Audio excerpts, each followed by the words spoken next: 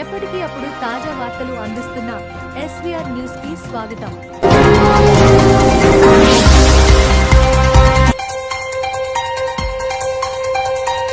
మెదక్ స్వస్థ్ నారీ సశక్తి పరివార్ అభియాన్ వైద్య శిబిరాలు ద్వారా ప్రజలకు మెరుగైన వైద్య సేవలు, పాఠశాలల అభివృద్ధి పనులు, పక్కా ప్రణాళిక ద్వారా పటిష్ట చర్యలు. Collector Rahul Raj Tekmal PHC, model school, KGBV పాఠశాలలో తనిఖీ. స్వస్థ్ నారీ సశక్తి పరివార్ అభియాన్ వైద్య శిబిరాలు ద్వారా ప్రజలకు మెరుగైన వైద్య సేవలు అందించాలని జిల్లా కలెక్టర్ వైద్యాధికారులను ఆదేశించారు. గురువారం టేక్మాల్ మండలంలో విస్తృతంగా పర్యటించి ప్రాథమిక ఆరోగ్య కేంద్రం, మోడల్ స్కూల్, కేజీబీవీలను ఆకస్మికంగా తనిఖీ చేశారు. పీహెచ్సీ ద్వారా అందిస్తున్న వైద్య సేవల గురించి వివరాలు అడిగి తెలుసుకున్నారు.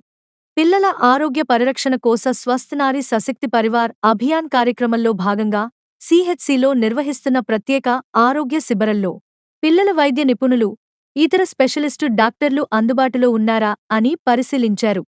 ఈ శిబిరంలో పిల్లల ఉచిత వైద్య పరీక్షలు నిర్వహించి అవసరమైన వారికి వైద్య సేవలు అందించడం జరుగుతోందని, దీనిని దృష్టిలో పెట్టుకుని ఈ శిబిరాలను పిల్లలు సద్వినియోగం చేసుకునేలా చూడాలన్నారు.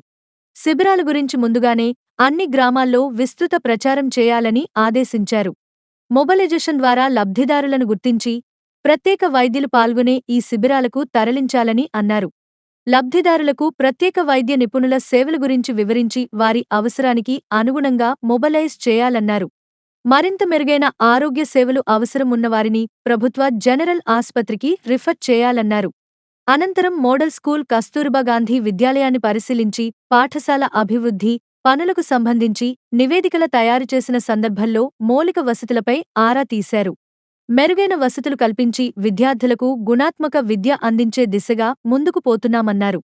ఈ కార్యక్రమంలో సంబంధిత అధికారులు తదితరులు పాల్గొన్నారు.